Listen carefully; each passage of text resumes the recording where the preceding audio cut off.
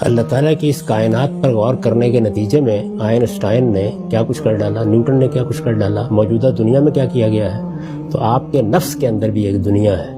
اگر آپ اس سے رابطے کی مہارت پیدا کر لیں تو آپ بھی بڑے بڑے کمالات دکھا سکتے ہیں. اس کا دین سے کیا تعلق؟ وہ ایک بدھ لاما بھی دکھا دے گا، وہ ایک ہندو یوگی بھی دکھا دے گا، وہ ایک عیسائی متکلم بھی دکھا دے گا.